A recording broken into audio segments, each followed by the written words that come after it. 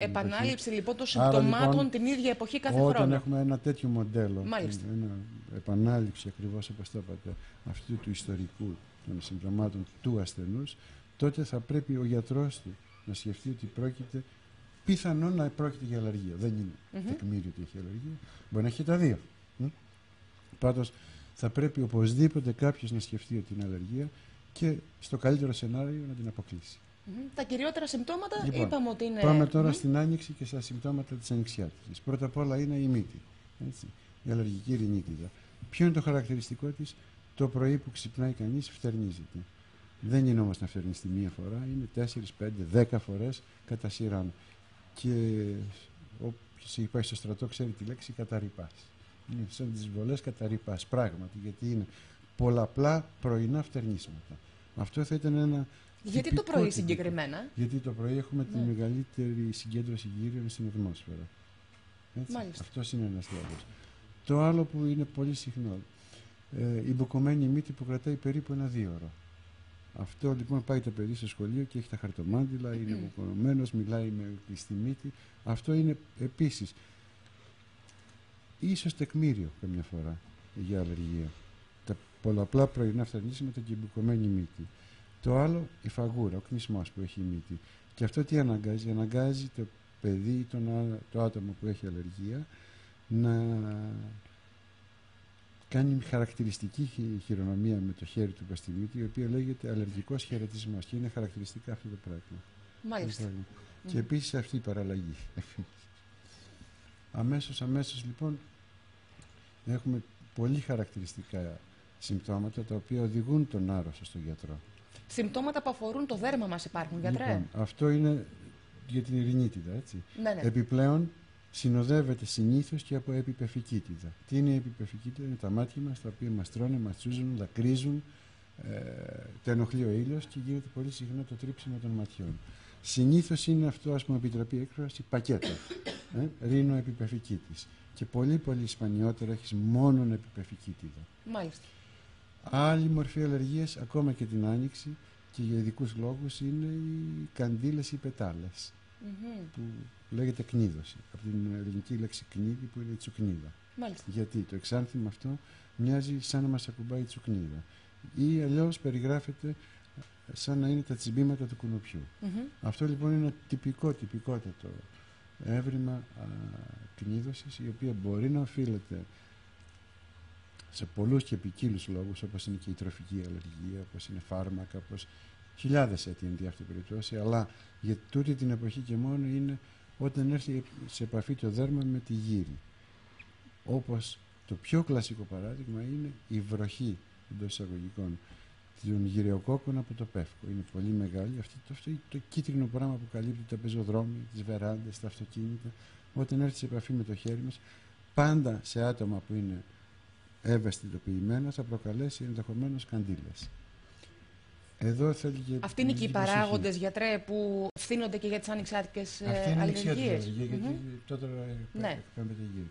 Και θα ήθελα επί τη ευκαιρία να τονίσω και αυτό, ότι επειδή η γύρι του πεύκου είναι τόσο μεγάλη και βαριά, πέφτει χάμω επομένως, έτσι και ακουμπάει στο δέρμα, κάνει καντήλες. Δεν εισπνέεται, άρα δεν κάνει φτερνίσματα.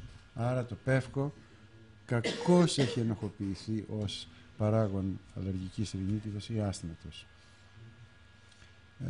Επίσης είναι και οι κάμπιες. Λίγο περισσότερο τον περασμένο μήνα που είχαμε πάρα πολλές, έτσι, και βλέπει κανείς ότι κάνουν καντήλες. Όμως εδώ δεν είναι αλλεργία με τον κλασικό όρο της ενίας, διότι η κάμπια έχει μια τοξική ουσία η οποία εκπέμπεται να την πατήσει ειδικά κάποιος και κάνει αυτό το εξάρτημα το χαρακτηριστικό, την κνίδωση. Καντήλες ή πετάλες, λέγεται επίσης φλούμπες, ανάλογα την περιοχή.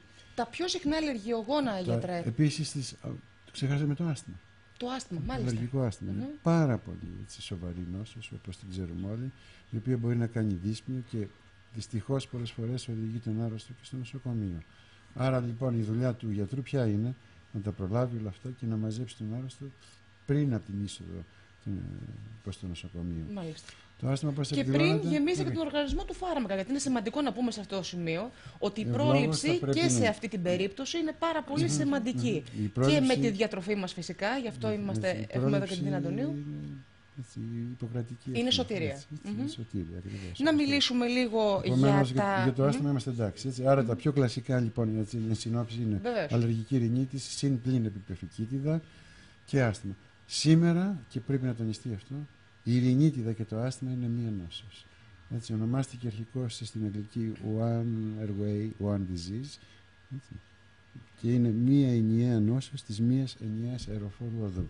Άρα, πολύ προσοχή στο να ψάξει κανείς τον άρρωστο και να δει αν έχει ρινίτιδα, μήπως και έχει και άσθημα, γιατί τον συνοδεύει. Πώς μπορεί να το καταλάβει? Βήχας. Βήχας στην άθληση, στην άσκηση, δεν μπορεί να τα βγάλει πέρα το άνθρωπος. Και φυσικά να τον ακροαστεί και να τον δει τον και δυσκολία στην αναπνοή επίσης. Δυσκολία στην αναπνοή βεβαίως, η δύσπνοια, αλλά είναι λίγο πιο προχωρημένο. Σπυρομέτρηση μπορεί να κάνει κανείς και διάφορους τρόπους για να αποκαλύψει το άσθημα. Αυτά λίγος πολύ αποτελούν τις αλλεργίες της άνοιξης όσον αφορά το αναπνευστικό. Αναφερθήκαμε στην κνίδωση. Ας λεχθεί μια λεξούλα μόνο ότι επειδή την άνοιξη έχουμε και τα έντομα και δει μέλισσες και σφίκες, έτσι. Εδώ υπάρχει και η αλλεργία προς τα ημενόπτερα. Η ημενόπτερα είναι αυτό που λέμε, η μέλισσα και η σφίκα. Ναι. Και φυσικά και άλλα έντομα. Αυτά με τα τσιμπήματά τους μπορεί να προκαλέσουν είτε αθώες τοπικές αντιδράσεις, είτε επίσης αθώες, μεγάλες, εξεσημασμένες, εκτεταμένες τοπικές αντιδράσεις, αλλά μπορεί να φτάσουν μέχρι το ακρότατο σημείο, που είναι και η πιο επίγουσα κατάσταση στην ιατρική, που λέγεται αναφυλαξία. Μάλιστα. Η οποία είναι και δυστυχώς ενίοτε σε μικρό ποσοστό θανατηφόρος. Αλλά και μόνο ψυχή να χαθεί θα ήταν κρίμα και άδικο. Επομένως, και για την άνοιξη θα μπορούσε να πει κανείς ότι υπάρχουν ορισμένες τροφικές αλλεργίες που θα αναφερθούμε λίγο παρακάτω. Και πάμε να δούμε ποια είναι τα συνηθέστερα αλλεργιογόνα τώρα, γιατρέ. Δηλαδή, από τι υποφέρει ο περισσότερος κόσμος όταν έρχεται σε επαφή μαζί τους. Όσον αφορά λοιπόν την